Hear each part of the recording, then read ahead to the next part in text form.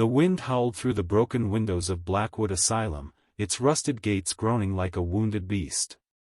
The air inside was thick with the scent of mildew and something darker, something alive. Visitors who dared step inside swore they weren't alone. Whispers slithered from empty hallways. Footsteps echoed where no one stood. And sometimes, from the darkest corners, something watched back. Built in 1894, Blackwood was meant to heal the mentally ill. Instead, it became a house of horrors. Overcrowded and understaffed, patients endured electroshock therapy, ice baths, and worse. Many never left. Some say their souls never did either. Paranormal investigator Mark Renshaw recalls his first night inside. We heard a child sobbing in the east wing. When we followed it, the voice moved, like it was leading us. Then, a door slammed behind us. No wind. No explanation. His thermal camera later captured a shadowy figure standing where the sobs had been. Others tell of shadow people darting through the halls, of unseen hands grabbing them. A nurse's journal, found in the ruins, describes patients screaming about the man with no face before they died. Is Blackwood haunted by trapped souls, or something darker? One thing is certain, within its crumbling walls, the past is still very much alive. The doll sat innocently on the shelf, its glassy eyes staring into nothing. The Thompson family had found it at a flea market, antique, hand-stitched, and oddly lifelike. Too lifelike. At first, the disturbances were small. A whisper in the dark. A cold breath on the back of Sarah Thompson's neck when she was alone. Then, the laughter began, a child's giggle, echoing from empty rooms. One night, the family awoke to a crash. The doll, which had been placed on the mantel, now sat at the foot of their bed. Its head slowly turned to meet their horrified gaze. Objects flew across rooms. Doors slammed with impossible force. Deep scratches appeared on the walls, forming words, let me in. Desperate, the Thompsons sought help. A priest blessed the house, but the doll only grew angrier. Paranormal investigators captured EVPs, a guttural voice growling, mine.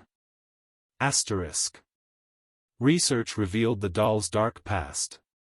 It once belonged to a girl who dabbled in the occult, using it as a vessel for something inhuman. The family finally burned the doll in a ritual. As the flames consumed it, a scream tore through the air, one that didn't sound human at all. But the next morning, soot-stained fingerprints appeared on the ashes. And in the corner of the room, a single, tiny footprint. The headlights cut through the rain as David's tires hissed along Route 37, a winding backroad locals called the Ghost's Highway. That's when he saw her, a young woman in a soaked white dress, thumb outstretched, standing where no car could have dropped her off.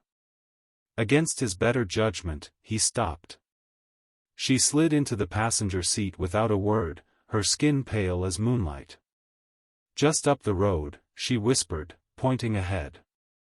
David turned up the heat, but the cold radiating from her made his breath visible. Then the radio static began. When he glanced over to ask her name, the seat was empty, only a puddle of rainwater remained. His blood turned to ice. He wasn't the first. Truckers, nurses, even a sheriff's deputy all told the same story, the girl in white who vanishes mid-conversation, always near the old railroad crossing. Historical records revealed the truth. In 1958, a bride named Eleanor Carter died there on her wedding night, her car struck by a train as she fled an abusive fiancé. Now, decades later, her ghost still searches for a ride home.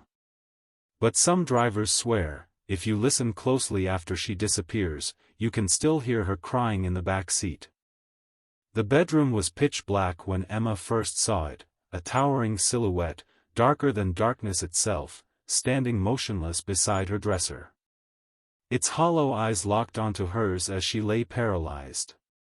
Then, in a blink, it was gone. She wasn't imagining things. Across the world, others tell the same story, shadowy figures lurking in hallways, darting behind doorways, or crouching at the foot of beds. They never speak. Never touch. But their presence chills the air and twists the stomach with primal dread. Construction worker Javier Mendez swears one followed him home from a late shift. It stood in my living room for hours, he says. Just watching. Security footage from that night shows a humanoid smudge moving against the wall, with no physical source. Some believe they're demons. Others insist they're travelers from dimensions we can't perceive. Ancient cultures called them, the Watchers, entities that feed on fear. The worst part? They're learning. Victims report the figures returning night after night, lingering longer each time. And recently, a terrifying new detail emerges: where there used to be featureless voids, some now see the hint of a smile. The change in Daniel Carter was subtle at first: mood swings, nightmares, a growing aversion to holy symbols. Then came the voice. It started as a guttural whisper under his breath, words in languages he'd never learned. His wife, Sarah, would find him staring blankly at walls, his pupils dilated black. One night, she woke to him crouched at the foot of the bed, grinning with too many teeth. "We see you," he hissed in a voice not his own. Doctors diagnosed psychosis. But when Daniel lifted a 300-pound dresser with one hand, when he spoke flawless Aramaic despite never studying it, even skeptics hesitated. Father Mendoza, an exorcist with decades of experience, recalls the worst moment. The room dropped 20 degrees as Daniel levitated off the bed. His head spun completely around, and he laughed. For 72 hours, priests battled the entity. Daniel's body contorted, his screams shifting between human and something older. The final words before the entity released him still haunt those present: "This vessel is marked. We will be back." Today, Daniel is free, but sleeps with a Bible under his pillow. And sometimes, in the dead of night, the bedroom door creaks open on its own.